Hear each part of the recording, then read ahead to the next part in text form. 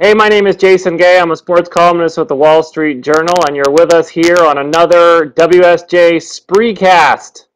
Brand new technology the Journal is using to bring its great-looking reporters direct to your computer. We're here to talk about the Super Bowl, which is Sunday. New Orleans, Louisiana, Baltimore Ravens against the San Francisco 49ers. Guys, I got a couple of Journal reporters who are already down there in New Orleans. I'm going tomorrow. But we have Kevin Clark, our NFL beat reporter. Kevin, say hi to all the millions out there. Hi, Jason and everybody. Good to be here. Jonathan Clegg, who is our New York Giants reporter, also an NFL reporter. Down there in New Orleans, Jonathan, say hi to your millions of fans. Millions of fans. Hi. Glad to be with you. Thanks for having me. And Mike Sielski, who's another one of our football reporters, will be joining us momentarily as he sorts out his technical situation down there in New Orleans. But guys, I turn on the television, I don't see anything about this Super Bowl. It doesn't seem to be any coverage on TV. ESPN seems to be ignoring it completely. So can you give us a little bit of a feel for the mood down there in New Orleans? Obviously one of the great cities in America, one of the great cities in the world. How's the atmosphere down there for this Super Bowl? It's pretty good. I mean, obviously, it picks up as the week goes along. But we were walking through downtown last night, and you couldn't go a block without seeing like a Hall of Famer or some Fox analyst who screams a lot on TV. It's pretty good. Right now, the media is pretty much taking over the town. All they want to do is talk to Jackie and Jack Harbaugh and talk about the crazy storylines. And there are a lot, with Chris Culliver last night adding another one, Ray Lewis and the deer antler spread and all that. Let's backtrack on what those two storylines are. The first one, of course, is that we have opposing brothers coaching these teams. The San Francisco 49ers coach, Jim Harbaugh. His brother, John, is the coach of the Baltimore Ravens. First time we've obviously had two brothers coaching against each other in a Super Bowl. A big deal has been made of this. Their father, Jack Harbaugh, a longtime was he a Stanford football coach? Western Kentucky, Western Michigan, and then he assisted Jim at Stanford. Right. Mike Sielski has joined us here. And Mike, the way that your camera's positioned, it looks like you're lying on a bathroom floor. Yeah. I'm actually sitting on a bench outside the media center. It's not quite as luxurious as the bathroom floor. It's an interesting look, and we're happy to have you here, Mike Sielski, another one of our Journal sports writers. You're into tiles. Mike, I'll throw it to you. The Harbaugh, as soon as this game became clear that it was going to be Niners against Ravens, everyone was like, we're going to just get here. The never-ending story of the Harbaugh brothers. How much hype has it been? How are the Harbaughs feeling about this? Aren't they doing a joint press conference together today to address just their, or maybe is it Friday, just on the topic of being brothers? Yeah, they're doing one tomorrow morning at 8:30 New Orleans time to talk about basically the wonderful brotherhood, which has kind of also been the theme of Ray Lewis all week if you sit and listen to him during the course of his media sessions too. But yeah, I mean, John seems to be dealing with this pretty well. I mean, I don't know what Kevin and Mr. Clegg think of this, but John Harbaugh. Where I am, Mike's cutting out a bit. I'm going to throw the same question over to Jonathan here. Harbaugh, you have fatigue at this point? Say again, Jason? I think on the topic of the Harbaughs. I think. How much fatigue have we had so far? Yeah, I think it's. Oh, no confusion. I think it's getting a little tiresome. The Harbaughs certainly aren't doing anything to amp down this storyline. Like you mentioned, they're hosting the press conference tomorrow. They got their mum and dad in to host the press conference yesterday. Pretty much every press conference they take a bunch of questions about what it's like to be facing their brother.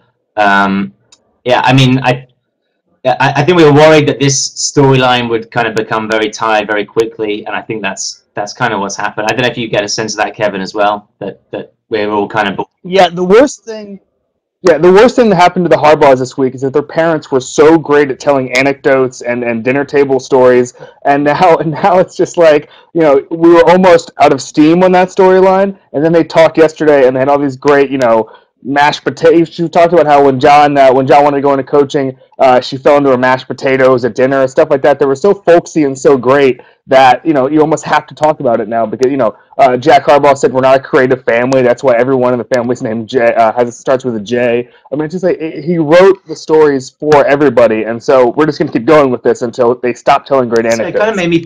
So the moral of the story is, if you're going to become a Super Bowl coach, you should choose your parents. You want media shy, Right. not ready with quote parents. Is that correct? Right, with no good stories. I kind of feel that I wish Jack Harbaugh was my dad after watching how Jim and John, these like insanely competitive guys, how much they adore and like how devoted they are to their father. I mean, yeah, I kind of wish that I was the third Harbaugh brother, which is why I've got this. You kind of are. You kind of are, John. I mean, it is a crazy story. I mean, once you sort of, cull out all the hype and discussion and over-discussion of this story and all the, crazy anecdotes, it's a remarkable accomplishment that you have these brothers in the Super Bowl. But I want to move to another topic, which became the distraction of the week. The Culver thing was a little bit of a distraction, but probably a bigger distraction is the story of Ray Lewis and his alleged ordering, perhaps denied use of deer antler spray. First, Kevin, can you explain what deer antler spray is and why it is, in fact, a banned substance, and why this was a story for a couple of days? Well, it's basically this guy who founded this deer antler spray company, basically saying that Lewis ordered a shipment when he was recovering from his bad injury in October, the triceps injury. And this was reported 2 years ago at first, and now it's sort of reared its ugly head just because Ray Lewis is in the news, and also that Sports Illustrated just happened to be writing a profile of this company.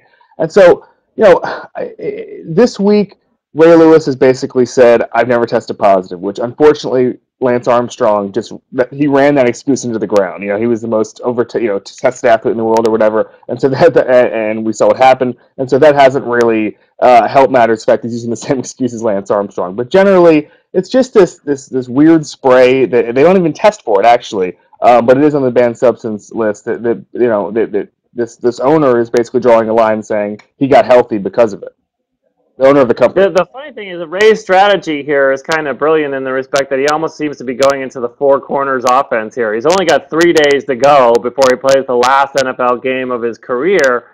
He doesn't really have to sit and, parse this too often. He just kind of has to get it out there, talk about it. He denied it, obviously. He's in a difficult situation if this is something where he's in the beginning or the middle of his career, but he's not. I mean, he can kind of run out the clock here, can he, Jonathan? Yeah, right. And I think that's pretty much the approach that he's taken to the whole thing, right? He laughs and smiles whenever it's brought up in press conferences, as if to say, like, this doesn't bother me at all. It dismisses the thing out of hand and swiftly changes the subject to the fact that it's his last game and how awesome it is that he's made it to the Super Bowl. Yada yada yada. I want to check your mic. Mike, can you hear us, Mike? Yeah, Jason. So you're good now. We can hear you. I can hear you just great. Yeah, no. I was just going to say one thing just to add, to kind of piggyback on what Jonathan said. Ray was asked about this again today and just said, next question. And, it gets to the heart of kind of why we watch sports, I think, in a weird kind of way. Because if you spend any time around these players, they walk past you in a media hallway or during these press conferences, you see just how big and massive they are as human beings. And it gets to the question of, okay, well, if we want them to do these amazing things on the field and be gladiators in the 21st century sense, don't we want them doing everything they possibly can to make themselves as physically capable as possible? I mean, I'm not saying we should feel that way or shouldn't, but this whole situation kind of gets to the heart of that question.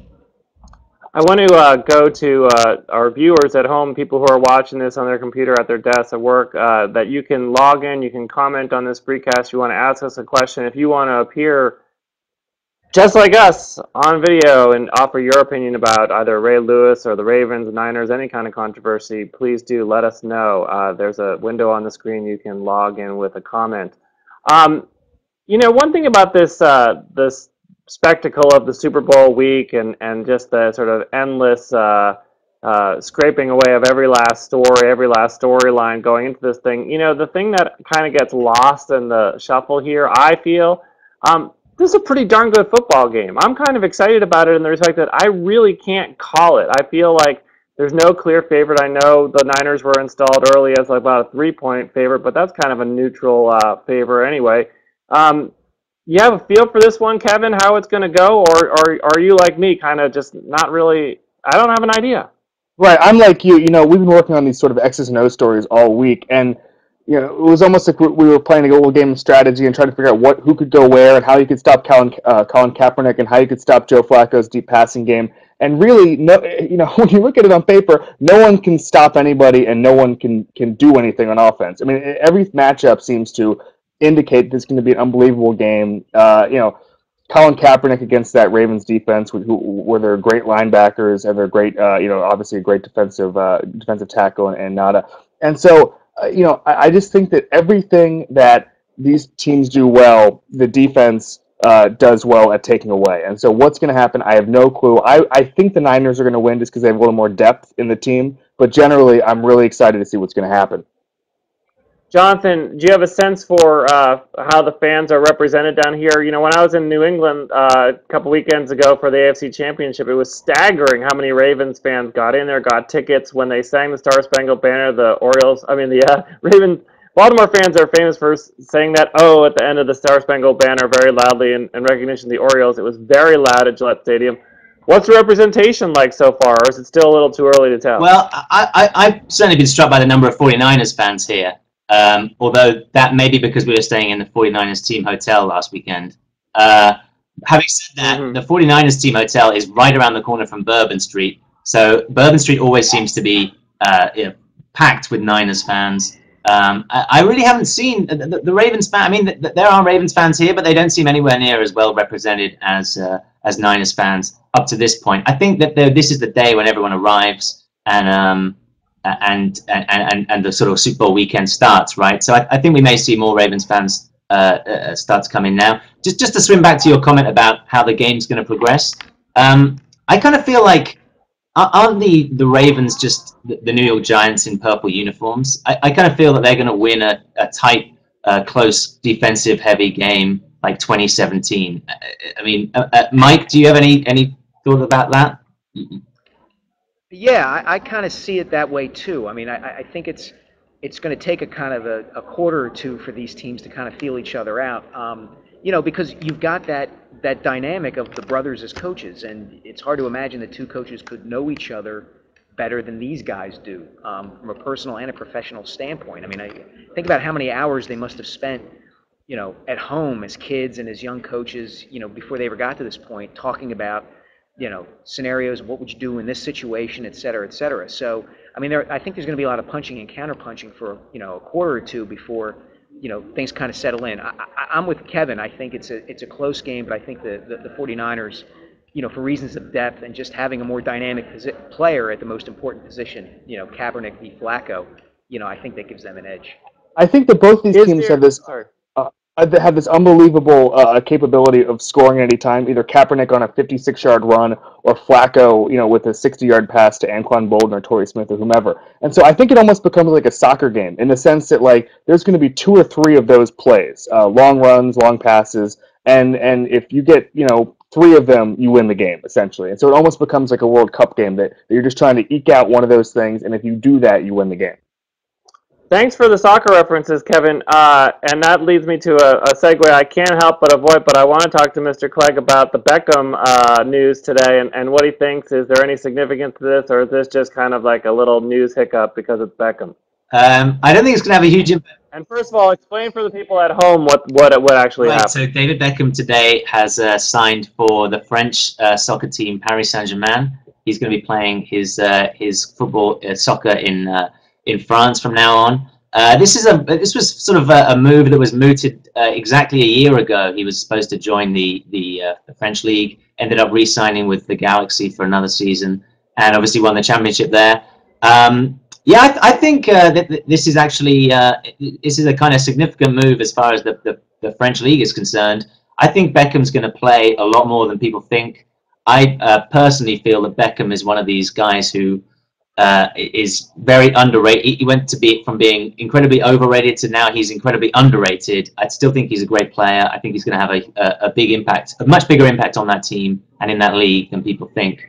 He's giving his salary to charity, which is did you hear that, Jason? Yeah, no, that's interesting. And the other aspect of it, just you look at the frenzy around Beckham, but also the frenzy around Balotelli with AC Milan. I mean, like, we get so crazy. We think we're crazy about sports in this country. We look at something like Super Bowl week, we're like, oh, look, there are 20,000 reporters in New Orleans. But it's just a whole different level of it. I mean, weren't there reports that Italian police were tear gassing supporters who were there to celebrate the Right. signing? I mean, 20,000 reporters here for the Super Bowl. There'll be like 50,000 fans at the press conference for Balotelli, just to watch him do a bit of keepy uppy on the San Siro field, and then go off and sign autographs. So it's a whole another world of about that. We have a question from a reader, Mike. I want to throw it to you. Sorry, just get to this reader question, which is that of our two quarterbacks here, two first-time Super Bowl quarterbacks, Joe Flacco and Colin Kaepernick, who has to play better on Sunday in order for his team to win? Oh, I think Flacco does. I just think that the 49ers have, to me, a little bit more of a kind of a dynamic offense from a scheme standpoint. It seems to me that the Ravens, and Kevin, maybe you can speak to this, depend an awful lot on their receivers just flat out getting open and catching deep passes from Joe Flacco, whether that receiver is Torrey Smith or Antoine Bolden or Jacoby Jones. They kind of have an element of, just throw it up there and I'll go get it, whereas the 49ers with their pistol and their running game, kind of that dual threat, from a scheme standpoint, they seem a little trickier and more complex. So, I think Flacco's going to have to kind of put some of this game on his shoulders and put the ball where it needs to be and let those guys go get it, to give the Ravens their best chance to win. Maybe I'm wrong about that. I totally agree, Mike. The problem with the Ravens' offense is, and I don't want to blame Cam Cameron, who was fired as offensive coordinator mid-season, but I am going to blame him because basically he didn't develop a well-rounded offense, and so it's sort of the ghosts of Cameron appear all the time when they can't get Ray Rice consistent touches, or they can't get the tight ends Dennis Pittett and Ed Dixon involved when both of them are healthy, and so it's basically just become a pitch and catch game. And Cameron loved that style, but he didn't develop an offense where they can go into Sunday, and if their deep passing game doesn't work, they can rely on other things. I mean, Ray Rice hasn't gotten nearly as many touches as he should, and so Flacco's got to put it all on his shoulders basically and connect with a couple of 50 or 60-yard passes to Bolden or Smith. I want to point to a slight pet peeve of mine, which is this suggestion that the bold replacement of Alex Smith with Colin Kaepernick is comparable to what the Patriots did when they won their first Super Bowl, replacing Drew Bledsoe with Tom Brady. Drew Bledsoe with Tom Brady. It's not at all comparable. I mean, it's comparable in the respect that they're both untested quarterbacks, but Drew Bledsoe was the greatest New England Patriots quarterback ever. He was a superstar. He held passing records. He was arguably one of the top 3 or 4 quarterbacks in the NFL then, and he still holds some Patriots records. Alex Smith certainly not in that category. Kaepernick just a clear choice. Two things here, though. I mean, Alex Smith was completing 70% of his passes when he got hurt. So it wasn't like, he wasn't a scrub. I mean, he wasn't the game-breaking kind of presence that Kaepernick is, obviously, but he was playing pretty well. The other thing is, too, the Patriots, my pet peeve with respect to that, Jason, is that, Bill Belichick, the Patriots coach, always gets this heaping amount of credit as a genius coach, and clearly he's a brilliant football mind.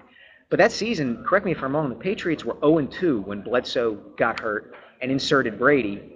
And we have Belichick, a comment from a reader, John Harris, has weighed in saying, and it's true that Bledsoe was not playing as well as Smith was at the point that he was replaced, and was hurt. Right. So, I mean, it does come down to the quarterback, I think, more than anything, and I think that's part of the reason that Jim Harbaugh made that change was, as well as Alex Smith was playing, I think everybody around the team, and if you talk to them, they don't really hide this very well. They felt like, Smith had hit his ceiling. That was it. This was as good as it was going to get, as good as they could expect him to play. So if they wanted to get to where they have ended up, they needed to make a change and go to Kaepernick. Guys, we're coming up to our final question here, and I think I have a feeling for how you guys all feel about who's going to win the game. So I'm going to ask about something else, which is that I want a Super Bowl prediction from you each, starting with go Mike, Jonathan, to Kevin. Beyonce is our halftime performer. Will Beyonce be live at the Super Bowl in New Orleans? Mike, what do you think? No, no chance. No chance will she be live. Clegg? Just too much risk of No, she'll be live. Of course, she'll be live. She has to be after the uproar the last time. She'll be live definitely. Well, her press conference starts in about 40 minutes, and I'm sure that's going to be the first question asked. But I think she has to be live because every TMZ and Page Six, they're going to be after that story. They're going to find the engineer who plugged in the tape, and so I think it has to be live just to avoid that story on about Tuesday at 2 p.m. She's kind of in a hard spot because this is an event that people do lip sync. I think last year Madonna did sing over a lip sync track. However, because as Clegg said, what happened at the inauguration, I think there's probably going to be some kind of dramatic moment where she kind of makes a point, puts an underline on it, saying that she sang live. We'll probably see some surprise guests in some way to, move this story on. But yeah, it's an interesting drama within the drama. Gentlemen, stay out of prison. Appreciate your time from New Orleans. I'll see you on Friday. Super Bowl on Sunday. Thank you, and thank you for tuning in to the Wall Street Journal Spreecast. Join us anytime.